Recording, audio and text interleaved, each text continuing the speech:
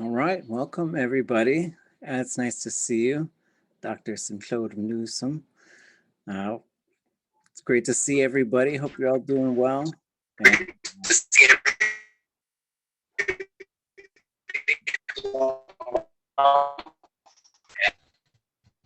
we're getting a little bit of robotic feedback from somewhere. So it's nice that the robot has joined us, whatever that noise was. So today we're going to do some lesson presentations. So again, you got to see where that's at.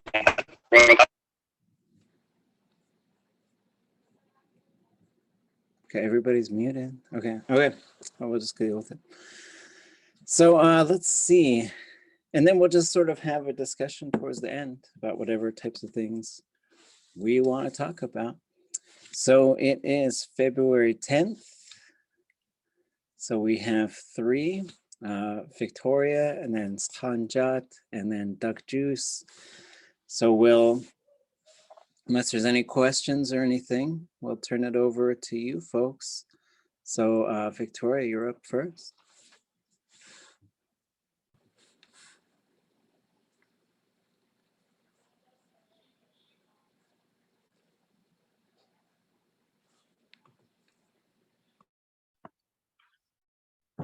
Can you guys hear me? Yes. Okay, so this lesson I created is for silent speakers, the speakers that grew up hearing their Indigenous language, but for some reason they're too shy to speak or haven't spoken in a while because of trauma. So this is titled Das Nagwadu for my father. So this quote was by Donna Mae: the past, the present, the future. These three elements are essential in order for our people and our culture to survive. And then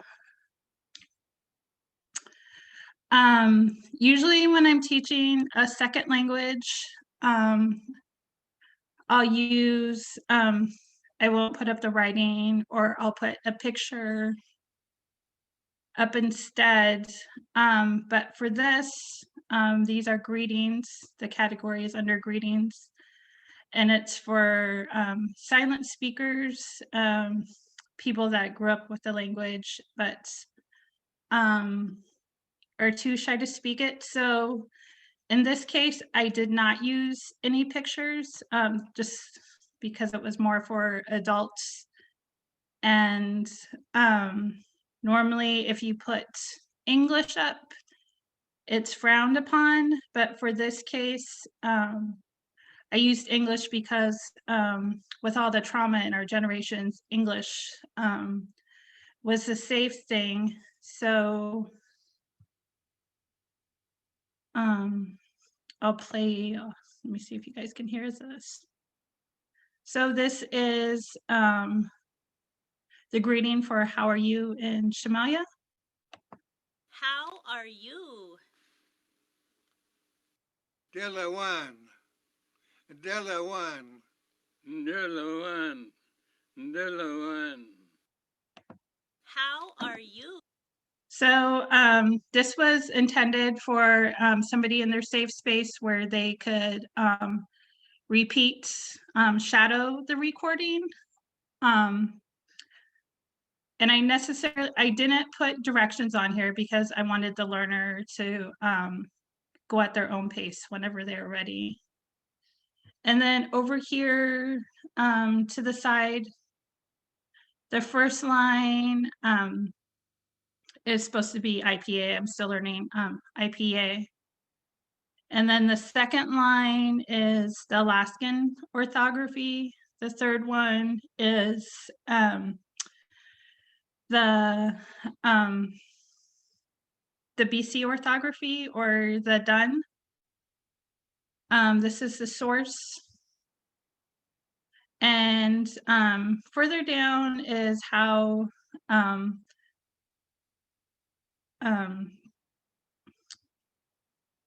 it kind of defines the vocabulary, like it's a pronoun and stuff. This is the English, and it's under greetings. And this is the sound file. And the reason why I chose to put all this information in there, when you're an adult learner, you have a lot of questions and everything is very academic. So that's why I put the whole list down. So the next slide goes into, oh, and I forgot to mention the elders speaking in the recording is Madik. I believe he's 98 years old, and he's the only Shemaya speaker in Gitchishgun. And then the other speaker is Wilbur Reese, his brother that passed away in 2014. So I'll play one more recording. M.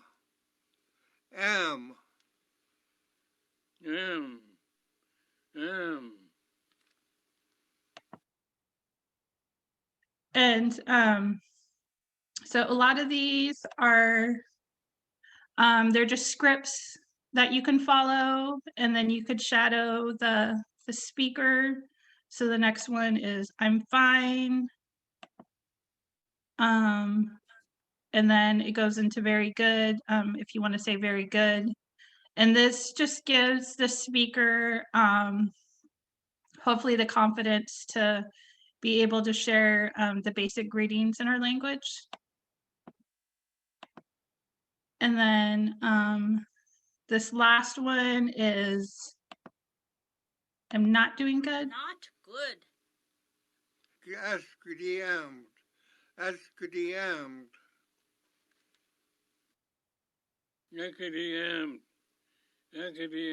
And then you'll notice that the brothers have different ways of speaking. And I do know how to clean up recordings, but I thought this was really precious just to share that there was different ways of saying the same thing. So these are in English.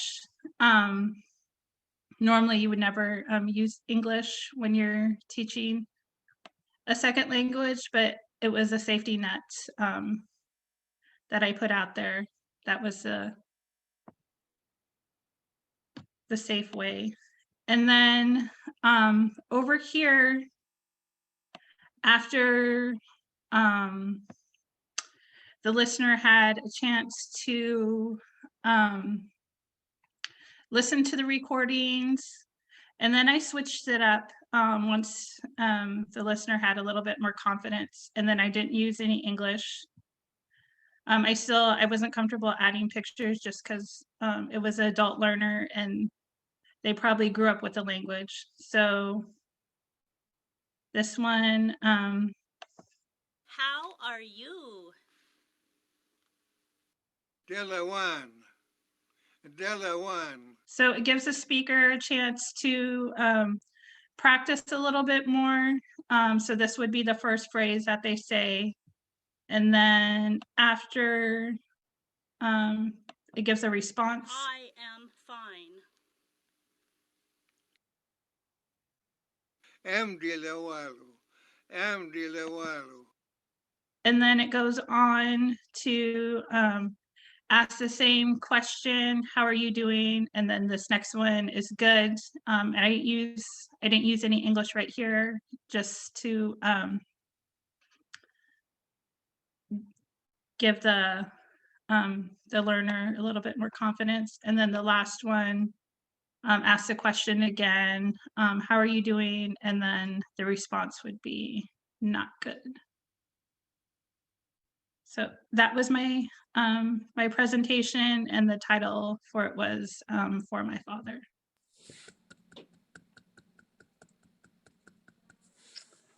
Fabulous. Anybody want to start the compliment sandwich? Just be delicious. I really like that you included like little sound bits of it so you can actually hear it. Because like especially like for those like in beginning stages of like learning, like it's really nice to just hear it and actually see how it is too. Like good job. Nice.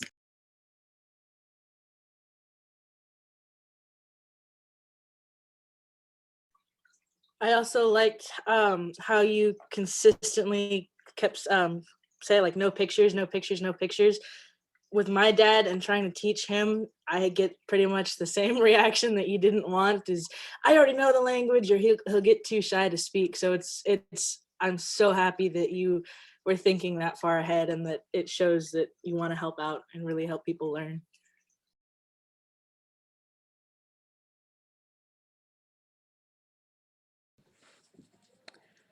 Yeah, a fabulous presentation.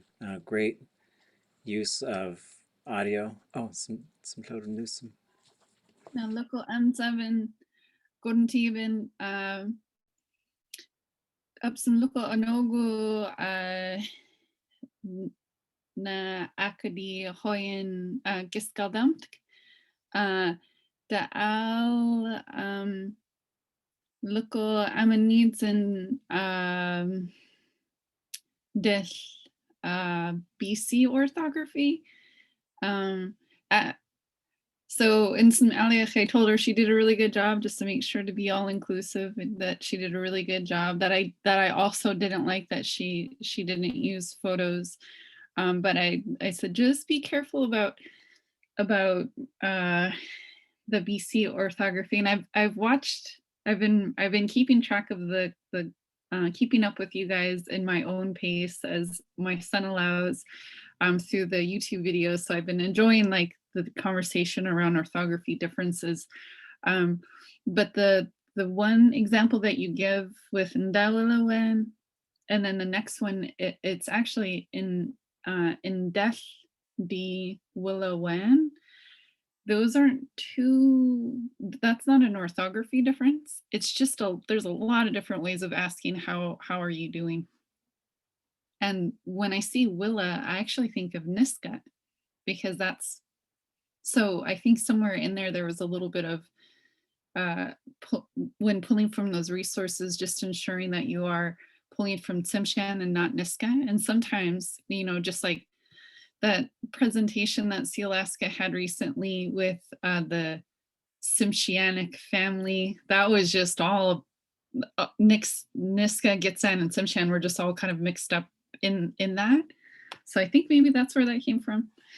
But I really enjoy that we had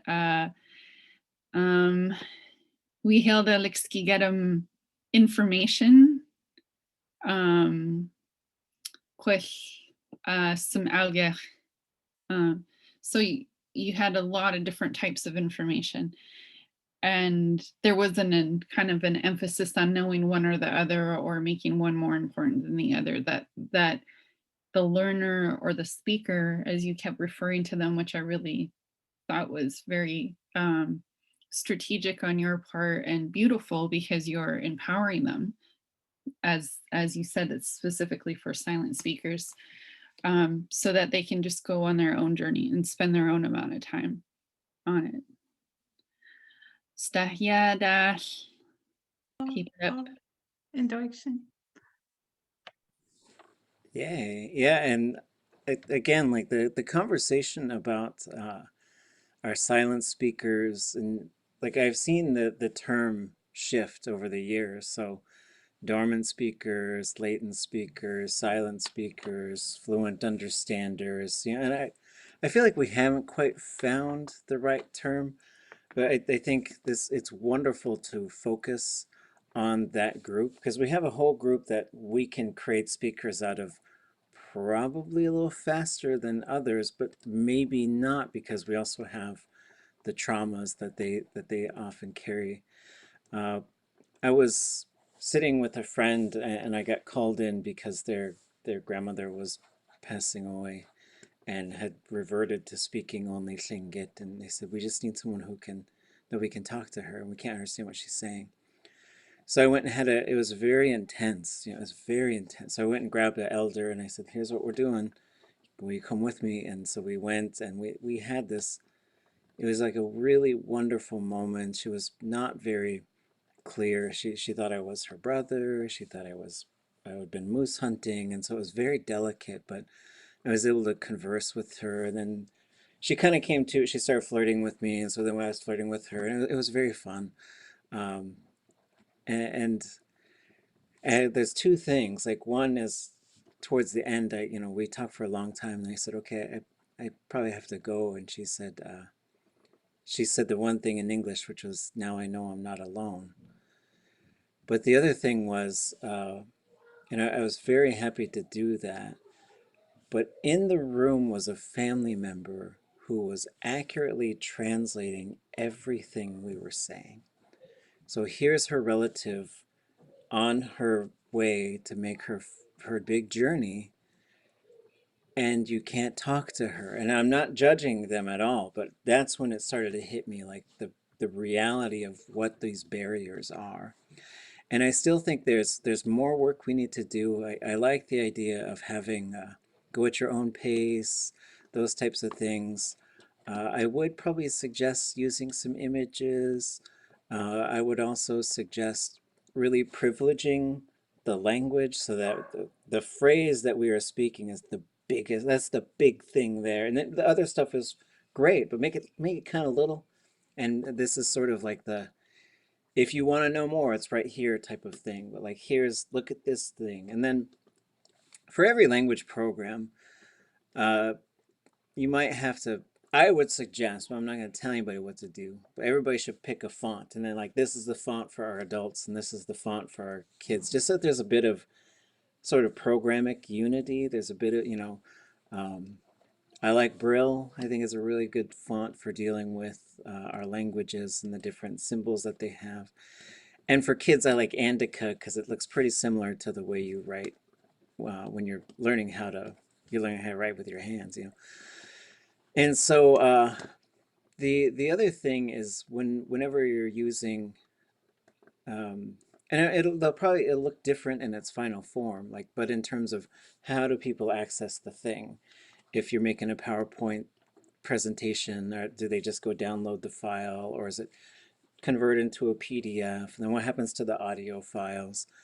But whenever you're showing people stuff, I highly recommend you get in and turn off the spell check stuff, because I think there's a subliminal thing when we see those little red underlines. We're like, oh, there's mistakes in here, and just to sort of to push beyond that. And so there's every program takes care of it differently, but usually there's a preferences area, and you could get in and you uncheck, and I have to do this all the time because I make typos all the time, no matter what language. If I knew 7 languages and I typed in all of them, I would make typos in 7 different languages. So that's just how I roll. So I kind of need the spell check to be on it when I'm just working.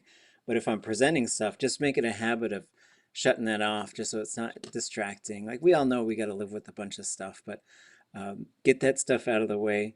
And then I think those were the primary sort of thoughts that I had. But again, like, just I like that you're really being caring about this whole generation, because it's very real, to see them, and some of them are scared they're gonna, because they got abused when they were kids because of it. And then they also, I'll share one more story.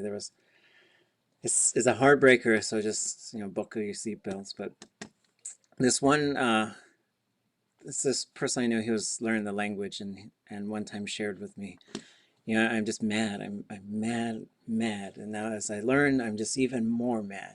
Why didn't my parents teach me? They knew it and they didn't teach me. And so the situation was, there was 2 sisters who were born, and then quite an age gap, and then 2 brothers were born. And in that age gap, the family decided no more speaking the language to the kids.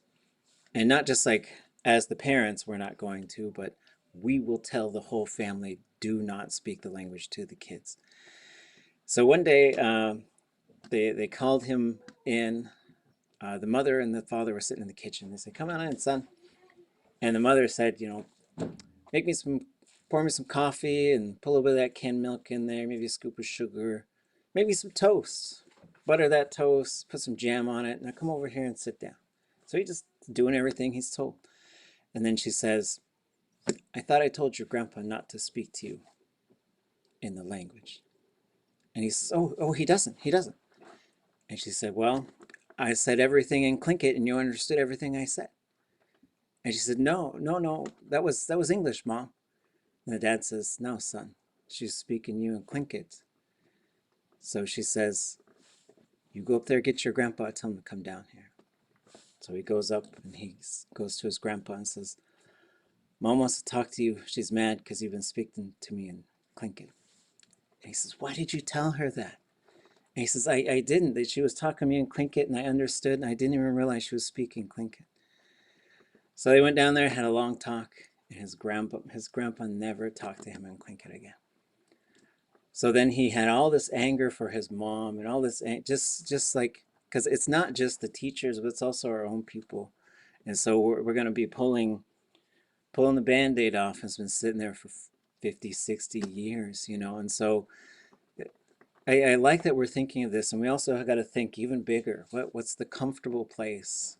Because when we have language gatherings in the interior, they'll sit there and correct us all day, but they really have a hard time talking, and they say, my throat, I could feel my throat just tightening up whenever I try to talk. So, and then to go to the chat, I'll put links for Brill and Andica in the chat for if you folks want to download At first, I thought you said Braille. them. I was laughing over here.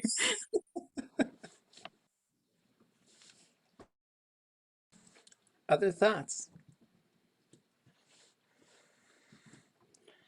Are Then, there, okay. Renee, Uh-huh. are there any is there training available for trauma informed teaching methodologies in relation to Indigenous language revitalization?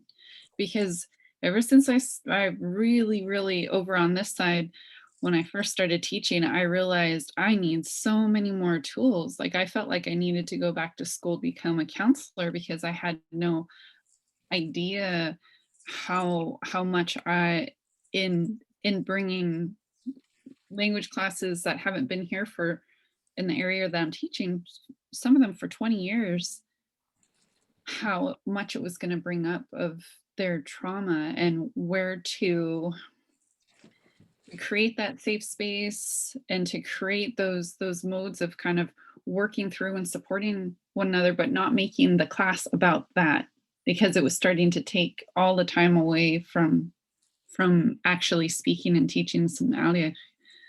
That's a really good question, and I think it's not quite there. I do like Dr. Michael Yellowbird and the stuff that he talks about, where he comes at it from a neurosciences perspective. So he's like, here's the neuroscience of decolonizing your mind, and his focus is a lot on foods, exercise, meditation, and understanding how the brain works.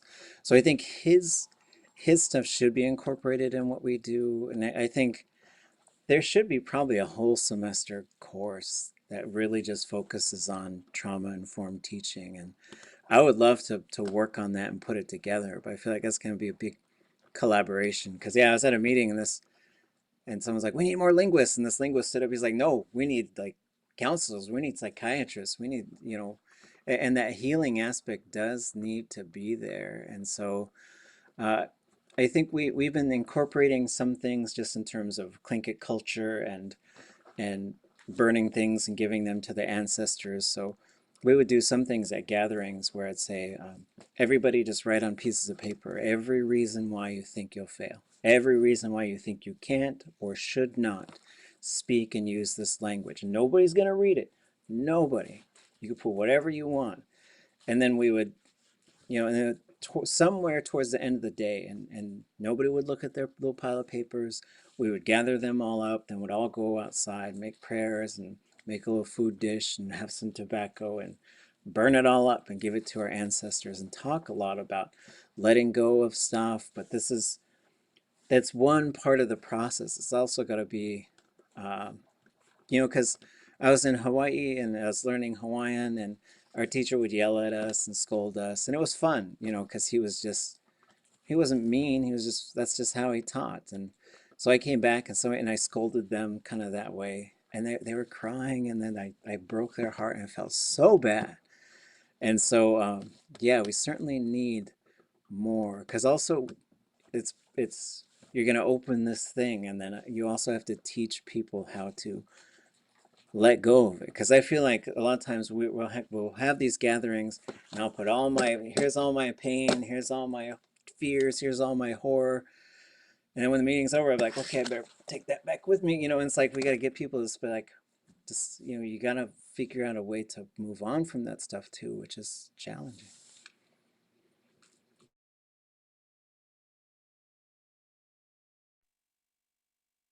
This is Liana speaking, I guess, just from my heart. I find that I learn a lot from after I walk away. I can repeat exactly what my teacher says in Tlingit, and I understand a lot. But I remember my first day going to class and remembering after class that it was really painful. But it still is just even talking about it. But there's one thing I like to share that, and it was based on something that was mentioned in the last class, what can we do? And I searched because I like listening to the old tapes, and I love listening to the old stories, and they give me strength. And the one that I like to read just a tiny bit from is from page 173 from Healing Our Spirit, and it's by Thomas Young. It's a story about when the sea lions couldn't stay on top of the reefs. Every time a wave came, they were washed over.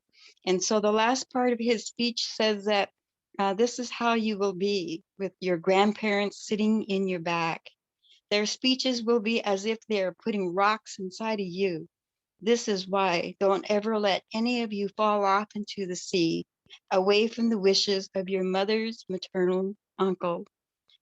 That's what keeps me going, and no matter what. And there's a lot of things that are still going on, you know, that it just comes up over and over. But I want to be able to speak Tlingit. I want to be able to talk to my grandmother, you know, because I believe in reincarnation. I knew before she died, she only knew 2 English words, you know, Donna, and because she wanted me to go to the store, and donuts, because that's what she wanted me to go buy. But she just spoke Tlingit fluently. But yeah, I got a lot of questions for her, and I would just hate to have to only say it in English. And so no matter what, that is my focus. And no matter how painful it is, you know, I hang on to my little stone and I just work my way through it. And so I think, you know, a lot of those answers might be found in what the old people were saying about healing our spirit. Sheesh. Thank you. Thanks, Atas. I wanted to ask, can you repeat the name of that doctor you mentioned just a moment ago? Like, Yeah, Dr. Michael Yellowbird, and I'll put a link into the chat. I'll look it up. He gave a presentation this last semester, and so it was recorded, so you can take a look at that, and that does get you a start. And when there's certain folks that we could probably just incorporate into our program, where we have one class where we listen to a couple of their lectures and we spend, you know, because like a public lecture is great, but what's even better is going to public lecture and then spending an hour with that person in a small setting.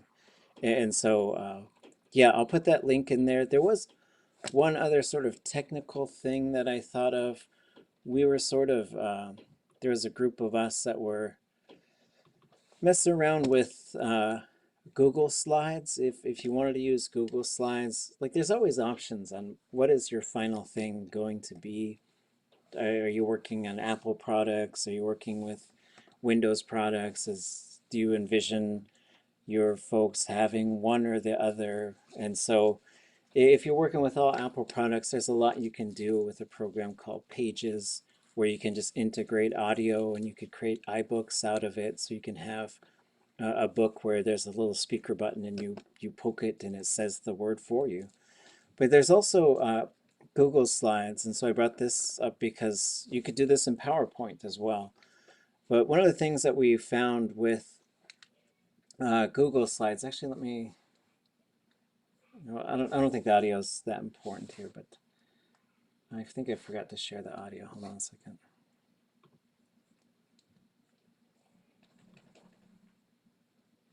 There it is. So here's like whatever your image is. So if you're teaching weather, you can have like clouds, and then you've got your thing here. So if you click on that, it should, I guess you click here and play it. The weather is cloudy. Pussy goose. Pussy. So there's that. So, but one of the things that we found is, so you can also take this speaker and you put it on top of the cloud, and then you select the cloud, and for order, you select bring it to the front. And now you don't see that speaker. And so if you did, yeah, sure, we'll call it that. So if you did a, what am I doing? Oops. So if you present it, but you got to kind of find the right spot, but then. The weather is cloudy. Pussy goose. Pussy goose. So that was one thing, so that you could do sort of a publicly shared type of thing. And then when you did the presentation, because we had bears and a bunch of other stuff, and then you don't have these little speakers, which maybe the speakers are helpful because you want people to know, hey, look, here's a thing you can click. But then other times, if you've got a whole bunch of stuff, you can kind of nest it behind something. So it was a pretty neat sort of technique. So just as we think about learning more about the tools that we're using, whether the Google Slides or PowerPoint or Keynote or Pages or whatever, so we've got some good options there. And just always watch out for technology that's going to sunset. It's really hard to predict what it is. There's a whole bunch of stuff that's made in Flash that now nobody could use because Flash is kind of gone. But there's lots of fun stuff that you could develop. I was having a conversation with Costine, Jill Meservey, about getting some recording kits. I know some of you already have some recording kits, but just so we could just get into this content making mode where we're just making a whole bunch of stuff and then making that stuff accessible. Okay. So Sanjat, are you next? Is that right?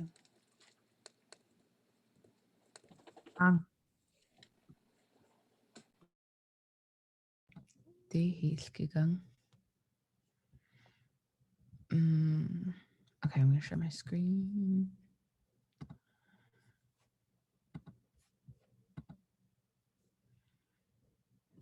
Okay.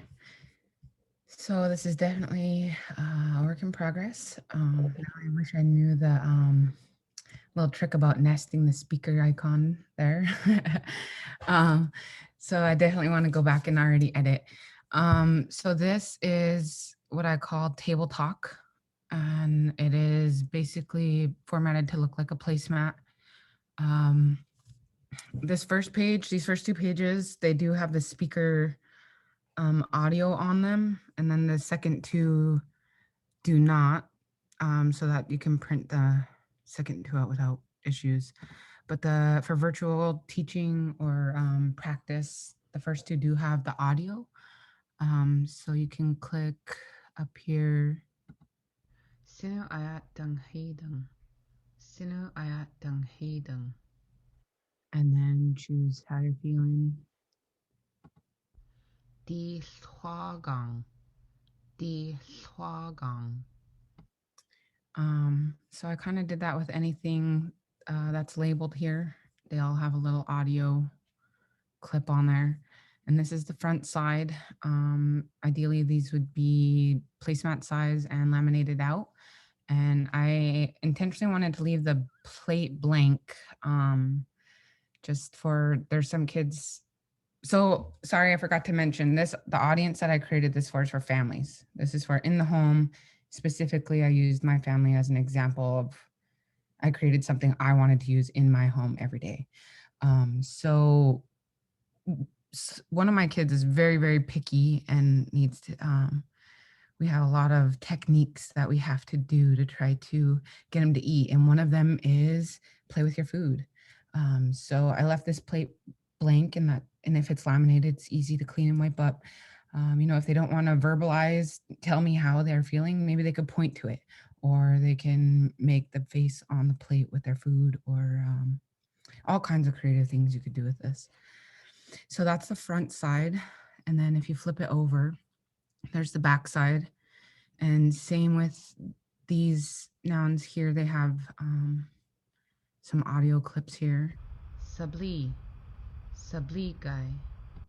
And I thought it was really important also to, on these ones, not include the English, but include the definitive form. Just because I know that kind of throws me off when I see definitive form when I was learning the basic form. So I just wanted to include both forms on that with the audio and a visual picture. So the back is going to kind of be for all levels here. So there's the picture images kind of geared towards the younger kids. Then on the side, the left and right hand side, there's commands or simple phrases. And just the key on this, the red words are interchangeable pretty much with anything that you need to. So like for instance, the second one down on the left where it says Tawai Hithgigung, the food is ready. You could say Di Hithgigung or Lak Hithgigung, they're ready, I am ready, the food is ready. So if it's in red, that's kind of the visual representation that you could put whatever in there, like over here, hunt neath, drink some water. You could say hunkin neath, drink some tea, drink some coffee. And then in the middle, a little bit smaller font is going to kind of be for a little bit more advanced or older learners, maybe the teenagers or the parents or grandparents or adults. They might want to try to attempt to read these questions to start a conversation possibly. And then my kids are constantly asking me, how do you say this number again? Or how do you do this or that? So I included a little bubble over here with how to count up to 100. And then down here, I didn't want it to all be all just talk. So there's a game, Kwa Kugin Situ Kudla, rock, paper, scissors, shoot. And there's the little audio that goes down there too with it. And then, like I said, the second 2 pages here just don't have the little icon speakers so that we could print them out and as they get dirty or want to change them or whatever. Outlan Hida.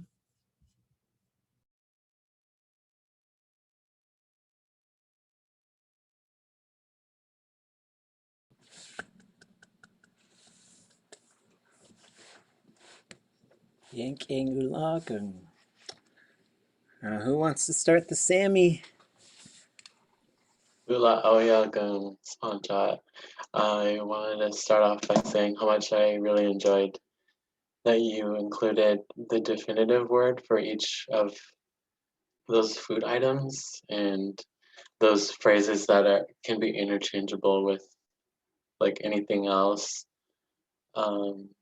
I think that's very, very useful considering we're all part of a small or big family here. And I'd be interested in getting a copy of that because that would be, or that's an awesome way to integrate and weave how to kill into our everyday lives. How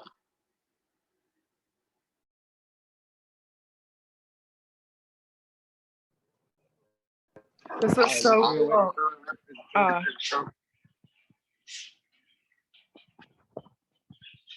This was so cool. I love the visual because you feel like you're there sitting at the table.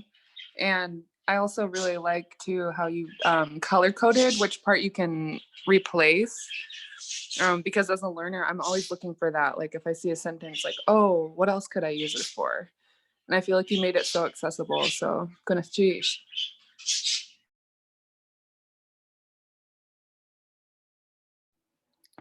Yeah, I agree. I really like the way you went about with feelings and stuff and how you can there's just so much creativity there, and I just really like your approach to teaching like about feelings also.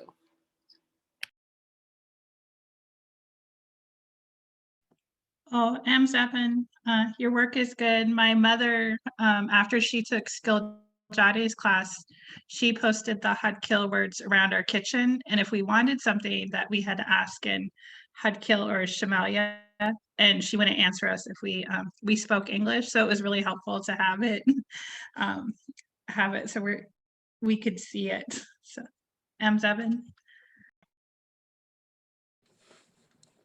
I'm gonna teach. I was gonna say I was in an immersion class taught by this lady from Arizona. I can't remember her name, but she did everything.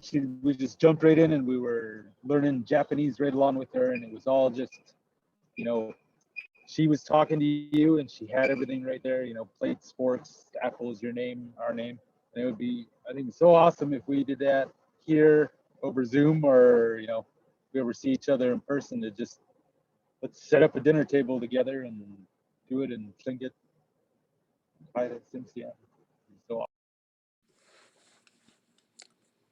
Fabulous. Yeah, I love like the whole intention is bringing the language into the home and even like a specific room, which makes so much sense. So it's like you could just sort of see like you're gonna set the table with the language, and that's fabulous, you know. And so one of my challenges to all of you is to create this, just something I just thought of, is creates a lesson that actually instructs somebody how to do something entirely in the language. Like, can you create like a step-by-step recipe card for like chocolate chip cookies or something for that's all in the language, you know? So it's like, um, so we were pushing folks to do some of this stuff, and Tlingits or like, okay, and that's what I really like about this. It's got so many phrases, so much good information that you can use to really sort of put yourself on the path to do a lot more than just that's a plate, that's a table. Like, so I really like that it's thinking of the next step. Uh, as far as any sort of feedback in terms of thinking about potential improvements, I would probably say there's maybe a limit on how much stuff we can put on one slide before it becomes really intimidating for our new learners. So if the slide has, like 30 phrases on there, they might just be like, I'm never gonna get this one. So maybe just sort of chunk it up so it's a little bit more digestible. But although you could have one that's the big reference guide for coming back to these things. And so maybe I'm looking at it out of context. And so in terms of introducing them a little bit more of a step by step. And then I noticed that all the underlined G's were capital letters. And so I'm wondering, is that a font issue, or is it the combined characters, or how are we doing the underlines? How about that?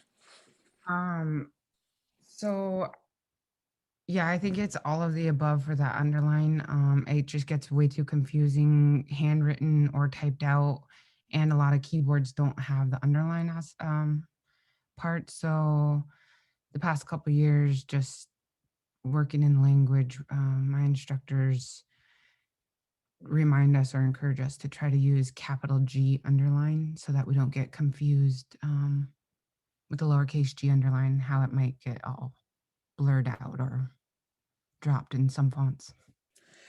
Yeah, so like again, so font choice becomes I still think a program should have like we all use this font, and so, but some of them like but then it's kind of neat to make things like if you want to make memes, most memes are using a font called Impact, right? And so if you use Impact, you have to physically draw your underlines because it just won't take them. The other thing is sort of like not making sure we're not using the underline formatting, but we're using an underline character. And then there's a couple different ways to get there. And you probably know, and a lot of you probably know, but one is like, what kind of keyboard is there for the system that you're working in? And so the Crippen keyboard is pretty good, I think for most Southeast languages, probably even some others, across Alaska. I know the Chert keyboard is probably the most comprehensive, but that one's on mobile devices. The other thing is there's a program called Popcar, I think it's called. And you got to pay for it, but it does allow you to also insert some things. So if you have particular things that you end up doing, like, well, I use it to insert like the little number and make sure that it's the Unicode version of it, so that if you copied and pasted, the number still comes out. That's the little, what do you call it, superscript number. But then with the underlines, it's sort of something to think about. Like we've been using this thing called combined macron below. So that's the name of the character. And one of the things, if you're working in Microsoft Word, it works just fine, but your line spacing has to be at least 1.15 or higher, or it'll vanish. And sometimes in chats and stuff, like if I chatted in this thing, like what I typed was an underline G, and I think the underline disappears. So then, but if I just sort of put enough stuff that it becomes a 2-line text, then the underline reappears. So there are some things to consider if we go back to like font and design and visuals. I'm not a big fan of the capital G. I understand the logic behind it. And so, but these are just things to sort of, just to talk about as a language community, because we're going to have decisions to make. This is graphization, or, it's what it was called, like how do we write the language and what are the standards for it? And it changes over time as the technology becomes more available, or sometimes just shifts. So the other one is the Language Geek keyboard. That one's out there just in terms of, because sometimes in Smalgech, there's a underline under the A, and so getting an underline A, being able to do that. You could do it with the Crippen keyboard, and you could also do it with Chert, and you could also do it with the Language Geek keyboard.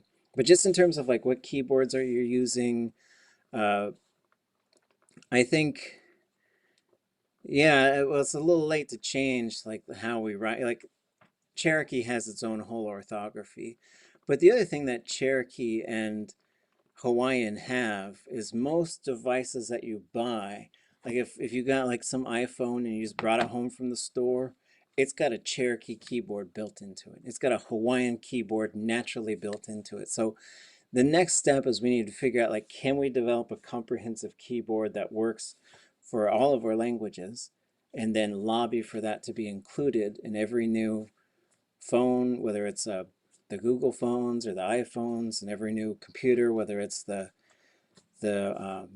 Windows computers or the Macintosh, Apple computers. So, but for now, we got to sort of add those things on, which is an extra step. And so that's the other sort of thing as a language teacher and a producer of materials. Like, you got to stay like one step ahead of technology sometimes. But we can certainly go over some of that stuff in class as well. I'll show you some of the techniques that I've figured out, and you've probably got some stuff too that I don't know about.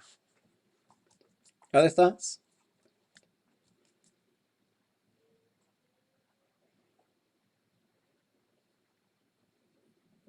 Okay, it's fabulous. We should probably, I think I'll probably recommend that we just share this stuff so we can use it, if that's okay. Some cloud notes. I wrote part of my sandwich in the chat, but I'll just say it was really family friendly, and I loved the kind of multiple levels of it, and it's fun. One thing I was thinking of that you can possibly add to it, since you do emphasize like the blank plate in a classroom, when we get back to being able to be in rooms together, or even in the Google document, you might want to just have random foods, and to be able to drag when you're teaching, using that to teach online, like to ask students in what they would like to eat, and kind of have them make their own plate and talk about their plate of food. And then physically, you were already talking about printing them off and laminating them. So I was thinking too, because I tend to use a lot of props in my teaching when I'm in the classroom. I was thinking of food that you can print out and laminate, as well as that same sort of prop, to just kind of add to the conversations you're already creating in spaces where you might not actually be eating together, but can kind of go through the motions of creating an immersion setting for conversation. It was a really great approach to teaching a lot of conversation. Why what? How Yeah, originally too, I wanted to say it felt really busy to me on there. That's my biggest critique of the thing, is there's too much for me. And I wanted to do 2 different templates so that minimum of 2 people at a table, they'll have 2 different ones and the language would be different. And you could play different games like, hey, what do you like, I Spy, or I just didn't have enough time right now to do it for this presentation for this class. But Jenna, that's my big idea, was because I have a family of 8. So I was like, I don't want 8 of the same thing. So I wanted to have 4 and have pairs, or have 4 different templates, and we could switch them out, maybe have breakfast with different foods and have all these other little elements. And I love what you said about having the food printed out and laminated too, because that was another idea. I wanted to take the little icons and emojis that I had, laminate those, and like, pass me the apple, give me the water, and they could physically hand me that little icon too. So I love all that. I'm thankful for that. Thank you. Were you guys saying like about placemats? Because that's just really smart. Is like placemats at the table for little kids? Genius. Yeah, that'd be great. That'd be amazing. Okay, we've got one more. I was thinking of picky eaters, and we've got 3 kids, and so I saw this.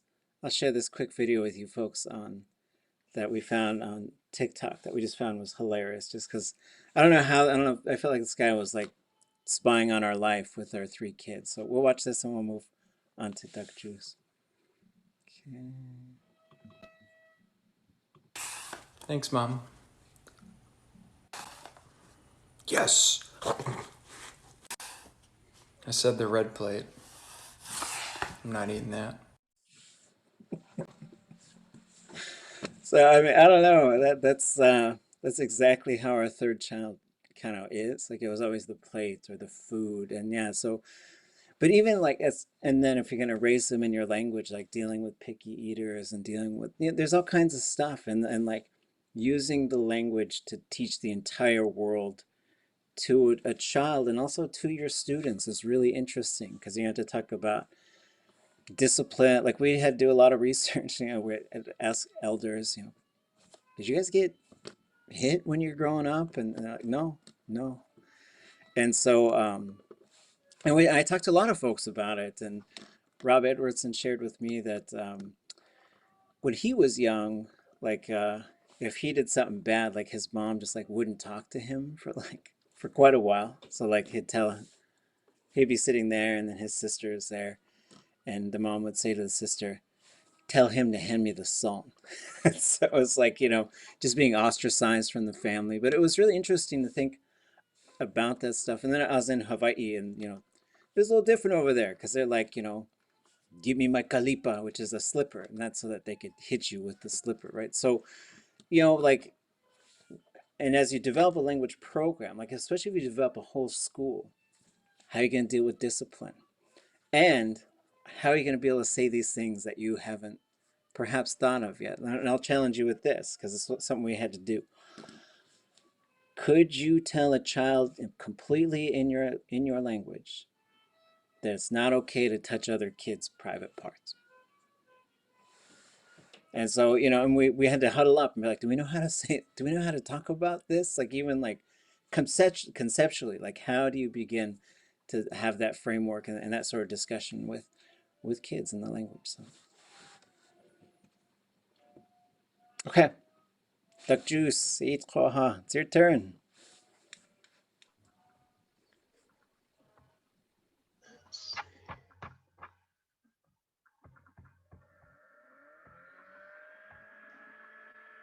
Okay, I'm a little hesitant to do my presentation. Those of you that know me know that I have zero technology experience. Okay, without further ado, I will try to pull up my YouTube video.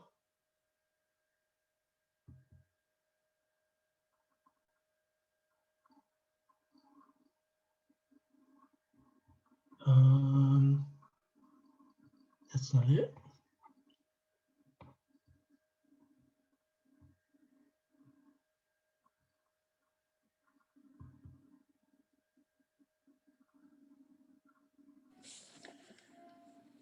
While you're pulling it up, I just want to stress to the group as well, like nothing has to feel like it's finished, you know, and I just want to make sure that we know we're in this collaborative laboratory environment. And so that's the whole idea behind sharing stuff, is just sort of look at this and then let's talk about and just share ideas. So.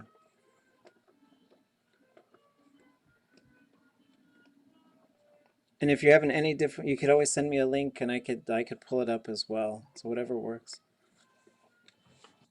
Okay, yeah, it's not coming up. I did this before in language revitalization class, and my video came right up. And this time,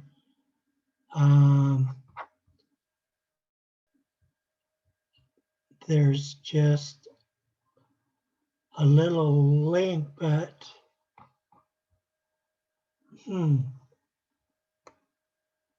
What is it called?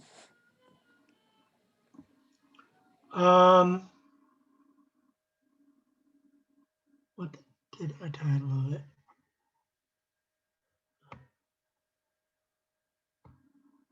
It's, my title's not on the link, and it actually looks like a broken link.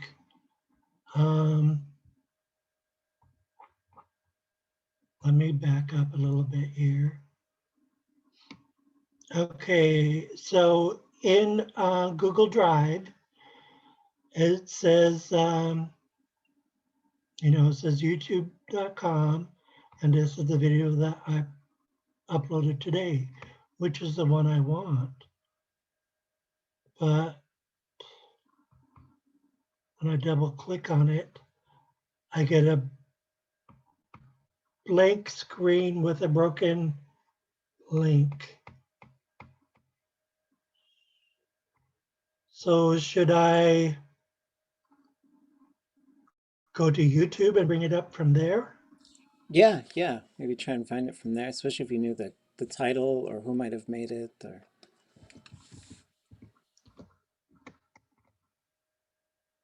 Okay, so I'm going to YouTube. Is it one that you uploaded? Did you upload it? Yes, so all I have to do is go to your videos, which I'm clicking on, and they're slowly coming up. And here it is. It says class presentation on curriculum. And oh, now I could click play. So here it goes.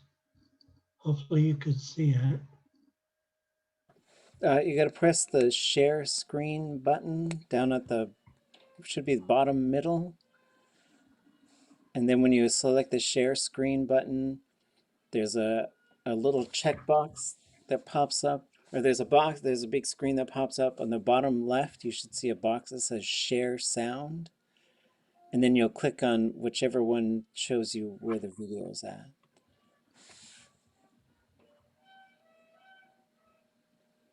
Okay, share screen. And then I need to share computer sound. Mm-hmm. And then click on probably the web browser, and you should be able to see the YouTube video on there. Or you could share your whole screen. Oh, yeah. Okay, so I click on that and then I click on share.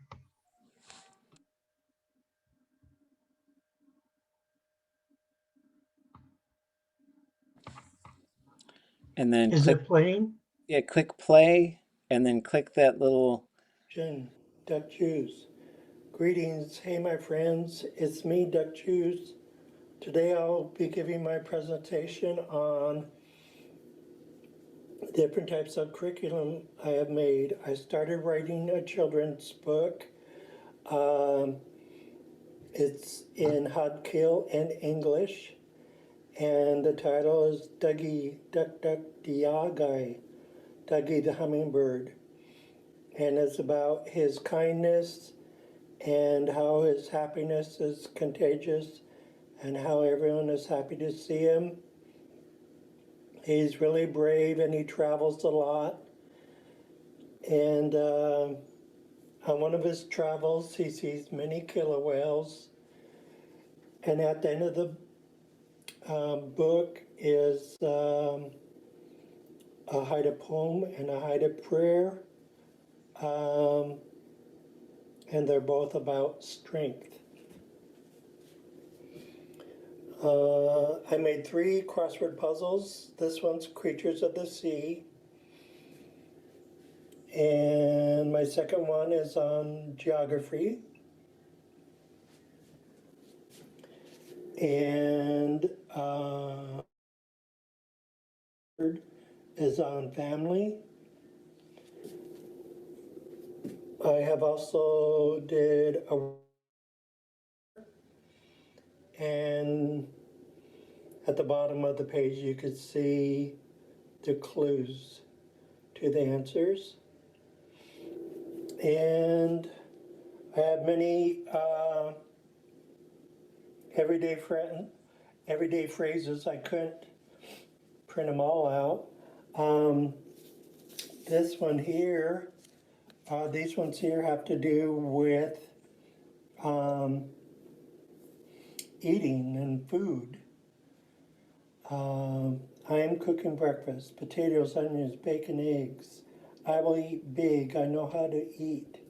Have a good day, you guys. Food is ready. The quiche is delicious. I am eating breakfast.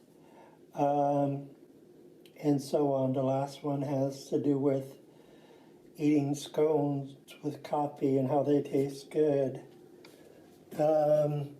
Over here we have complimenting a helper.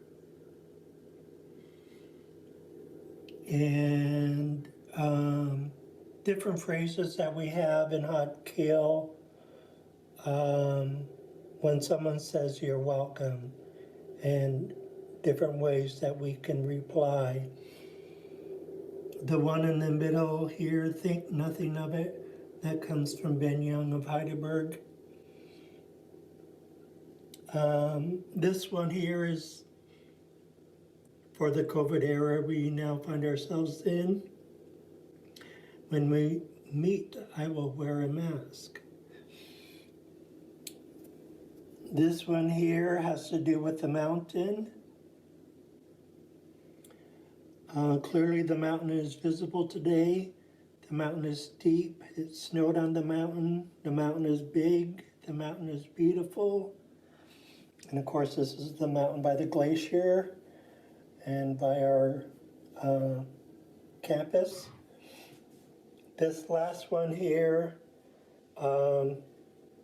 has special meaning to me.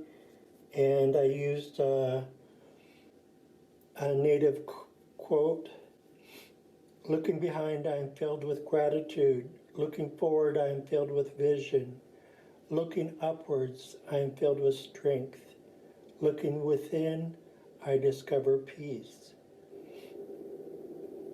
And the phrase I use with it is Nang Ishlana Glayastulu, when a man is peaceful. And the reason why that's so special to me is because our grandmother, Nani Mary Swanson of Masset, after she walked into the forest, she came to me in my dreams and would teach me Haida, and she even taught me a couple songs. But this phrase here, when a man is peaceful, it was 5:30 in the morning. I was awake. I was walking down the hallway of my house, and this phrase flashed through my brain, clear as a bell, crystal clear. Every time she would teach me Haida from the spirit world, it was always crystal clear. So when I'm stressed out, I say this phrase to myself, Nang itlana klias blue, when a man is peaceful. So Hawa to Nani Mary Swanson.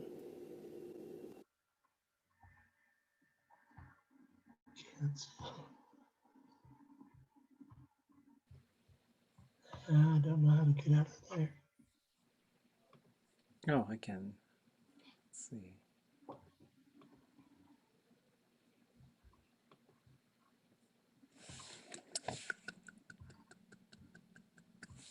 Yay. Anybody want to start the sandwich?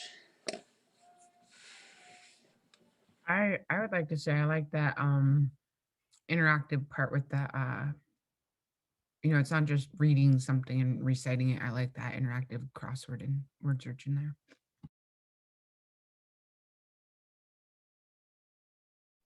I really like enjoyed the weather surrounding the mountain and how you can see it or you can't see parts of it. It was nice, that nice change up in weather instead of it's sunny, it's raining. It was really engaging. I enjoyed it. How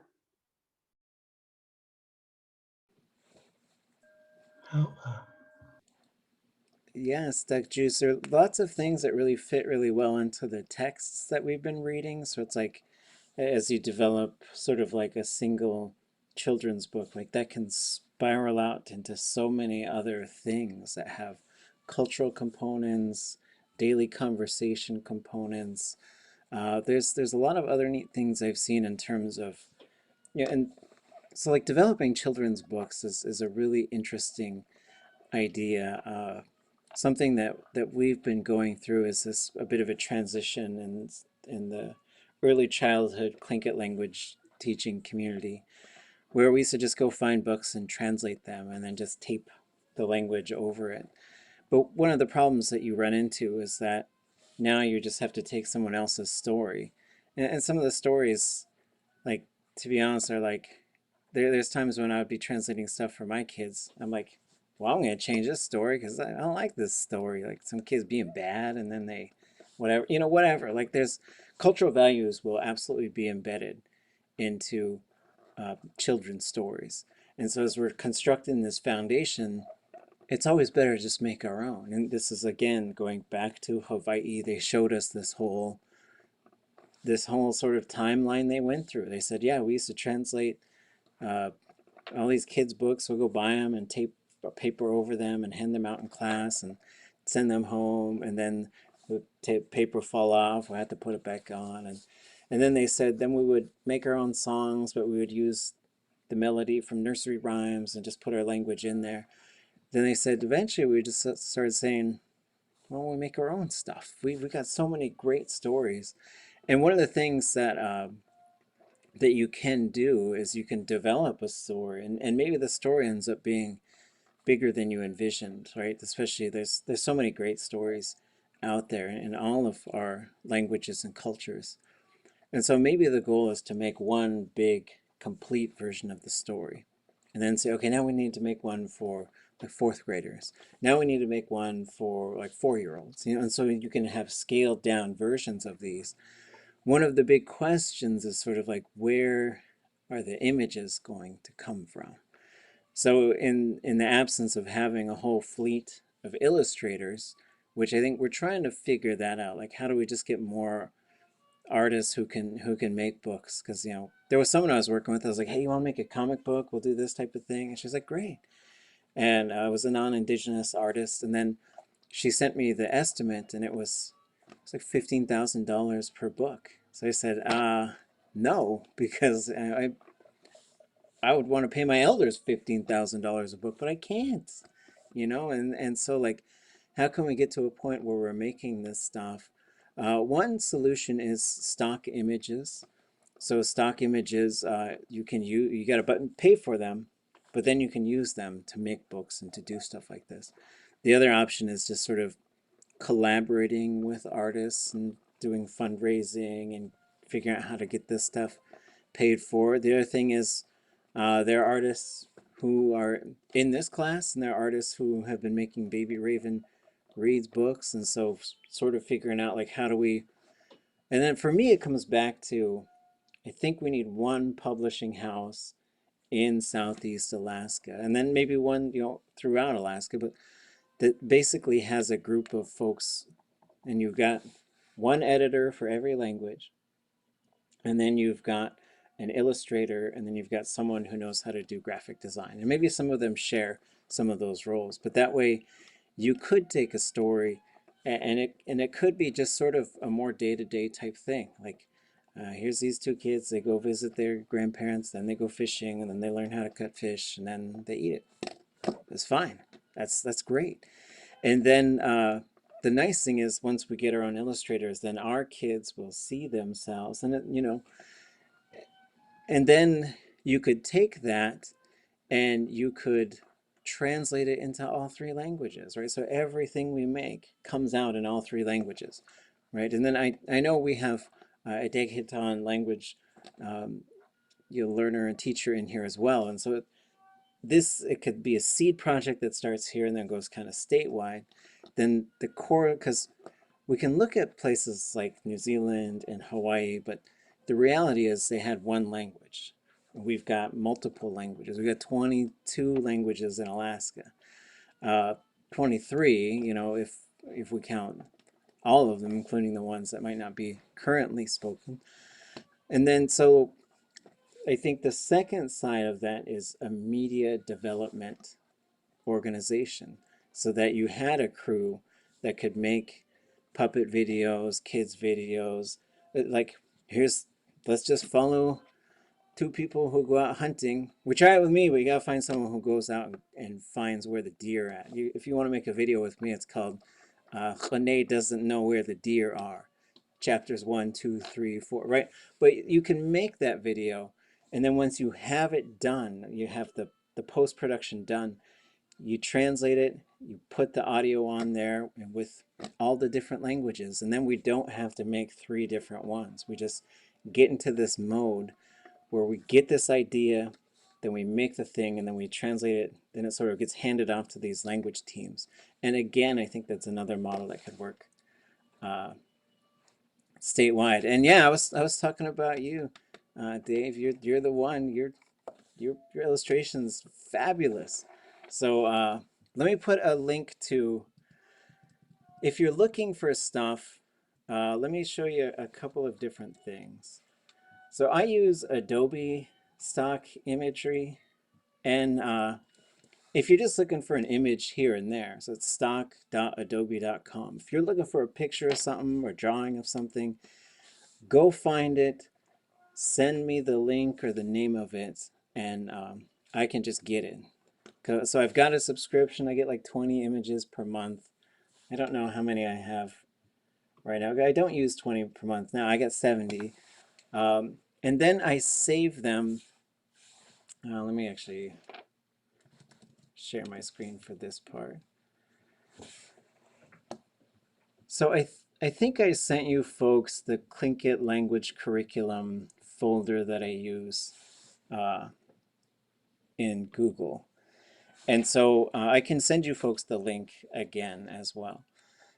But the idea is the stuff that I make, usually there's different organizations that often pay me to make some of this stuff. And so what I do is, if you scroll down, there's a bunch of stuff in here in the Tlingit language curriculum folder. but it's all, you can use it. So there's stuff you can use as a template. So I made one for like washing your hands carefully once the COVID stuff really started hitting in our region. But if you go down to language, images, and illustrations, there's quite a few things in here. I would really go down to stock illustrations and stock images. You can use these, you could print them on stuff, and you could sell those books. Not that you're trying to make a bunch of money, but sometimes you just want the, usually if I'm selling a book that I put together, it's just for the cost of publishing it. But if you use somebody else's picture, and it gets really weird, like someone could come to your village, take a picture of your guys' stuff, and you use that photograph for teaching the language in your community, and they could technically probably sue you. And so just in terms of like imagery and copyright, it's a weird thing, but so if you go in here to stock images, there's a bunch of stuff. And so if you were looking for something, I would get it and I would put it into this folder. But if you're looking for, here's blueberries, boat, boots, you know, brown bear, whatever. And so the stuff is there, and feel free to use it. And if you want a different picture of it, then I could go find a different picture. I don't know, it's moving, but yeah, I just wanted to share that with you folks and let you know that it's a resource. Let's not, as they say, reinvent the wheel. And let's also get into a practice of, hey, we make it once, now let's make it 2 more times. Everything comes out with our languages on there, and our programs all get enhanced. Any other thoughts? We have 4 minutes left. Yeah, I was gonna mention Keith Leash. I've been in classes with him for a few years, and he's had stories that they went over different Tlingit oratory, and he's had students kind of just come up with, you know, what they see as part of the story. So there's like a storyboard of, you know, the woman who marries the bear, and I did the same thing over in Huno with the kids that I was working with about Kiguni. And just we read over it a bunch of times, and we practiced a lot of form line, and I had them just kind of integrate their own art style with form line, and just to see what they could come up with you know, middle school students. They came up with some pretty awesome stuff, and I think that's something that's got to be like part of a class, is just blending different art styles with form line and our art to, you know, enhance our comic creativity. I definitely think there needs to be comic books in Tlingit. Yeah, and some of this stuff is big picture, long-term goals. But then sometimes if you got a camera, you know what, just someone goes to the store and buys groceries. That's a language book. Like just go take 10 pictures of it and then write the 10 things down, because a lot of it is just sort of day-to-day stuff. And so in the meantime, we also can just be more creative about working with what we've got while we figure out what the long-term needs are. Because a lot of times I feel like we're always sort of like, well, if we only had, and if we only did, and if only this, and someday that, and it's like, yes, okay, and what are we gonna do right now? So yeah, I agree. And so it's really interesting to have those and to think about how our artwork will be incorporated into this stuff. One thing that could happen in the near future is making a Haida version of those little puppet shows that were made in the 1970s. I think we've got the language for it. I think the Tlingit version survived and the Smalgich version survived, but we need the Hutkil version. I don't think that one's around, right? We're working with that Hukyunsk at Gorum Divin Disneyu. We're working with the Smalgich puppet shows and trying to figure out what we can create around it to make it more accessible to learners. Because there's no subtitles, it's all Smalgich. And I worked with a fluent speaker here. It was a good translation exercise for me. Transcription, I mean, to hear her translate and to transcribe. So now we have the transcripts for each episode. So now we're going to go and, yeah, and it's been verified by several different speakers. So now we're going to take it to the next step and think about workbooks and things like that. Nice. Well, I'll try and set aside some time, maybe Monday, or let's see, next Wednesday, I think we have, oops, my light just went out. We have 4 presenters next Wednesday, so we might not have as much time to sort of just have a free-flowing discussion. But I'll share some techniques with you folks for putting subtitles onto existing videos. So basically there's 2 ways that there's 3 ways I know of. One is you use Elon, you export the subtitles, you put the video on YouTube, and then you put the subtitles onto the video. Then you could turn it on, off and on YouTube. Step 2 is you go through like some sort of movie making program like Final Cut Pro or Premiere, which costs money, but then there's also free versions of, I think, at least one of them. And you go through and you just make a title. And it's a little bit more labor because you're doing them every single one. And then the third option is you take the subtitles file from Elon, and then there's this program called, I think it's iSkysoft Video Converter, which you got to buy it. It's like 30 bucks or something. But I also have it. I'm happy to do the work. It doesn't take very long. And then you can just put the subtitle file on there. The nice thing about the last option, and also when you do it through a video editing, is you get a little bit more control of the text. Sometimes on YouTube it smashes into each other and then the underlined G gets compromised or stuff like that happens. But yeah, and then I love the conversations about and the workbooks that go with it. And here's the conversations that we can teach people to have. Which one of those videos includes "look in my pocket," which is a funny phrase for me. So I've worked with an editor because I didn't want to start circulating the video without credits, because nowhere are the people who actually Arnold Booth and Mary Booth, they're not credited anywhere throughout it. So I got a photo from their family and I let them know they're my family too, but they have 1 living daughter. So I asked them, I said, I want to make sure that it's edited right into the film. And so the photos there with credits and a little bit about their lives. And wonderful. Yeah, and so again, if you've got like some sort of film editing software, you could add to it. And so it just becomes one thing and so you're lengthening the movie. And I think there's probably no copyright issue with those because they were in the 70s. They were made for education. It was like Juneau Indian Studies, I think, put in some money. I don't know the whole project history, but you always got to weigh like, okay, nobody's coming for me if we do stuff like this. I mean, that's what it was made for anyways. And so, but don't publish your stuff through a university press. That's all I'll say, because they will come for you. And it's trash lawyers trying to keep you from using stuff. But that's another conversation for another day. Great job, everybody. Really appreciate seeing the energy you put into this stuff, the ways that we're sharing. And my hope is just ideas, building on ideas, while we work on our own abilities to take an idea, make something, get some feedback, go finish it, put it out in use, fix it up, keep it going. So we'll see you folks on Monday. Have a great weekend. Remember the chapters we're reading. We're shifting to a different book, and we're looking next week at 3 different language programs and sort of starting to talk about like looking at other language programs and what they do. So we'll see you folks then. I think Monday is a holiday.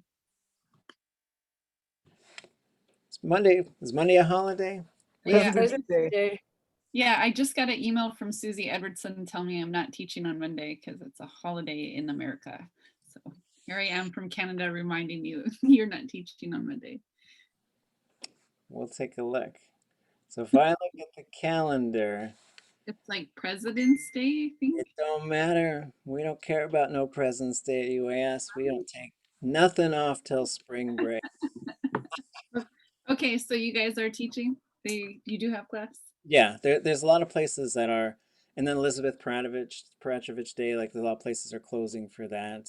But it's sort of a choice. At the university, we have Martin Luther King Day, spring break. And then in fall, we usually have Labor Day, Thanksgiving. But the other ones, the holidays come and then we just go to class and say, hey, it's blank day. Man, I should have talked to you first before I responded to Susie. Then I would have kept Godum Teven and Hookionsk on Monday. Maybe I'll still do. Yeah, maybe they get a day off. Maybe it's an optional thing. I don't know. So let's see. There was a question about what chapter, so let's take a look at that really quick to make sure we all know. Let's see. So going into our class drive under readings, we should be looking at week 6. So this is Teresa McCarty.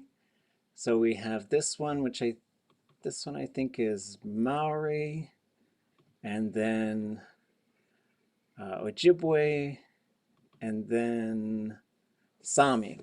So it's 3 different articles written by folks who are working in those language programs. So it'll be a different, we did the curriculum one, and I think we did enough of that. So now we're going to start shifting gears and looking at a couple other programs. So thanks so much, folks. We'll see you on President's Day. I think it's Lincoln's birthday and George Washington's birthday. They didn't do nothing for us, so I ain't taking a day off for that. Oh, now I think conservative people are going to probably come at me for that, so whatever. We'll see you, folks. Yeah, right. Dogden. Dogden.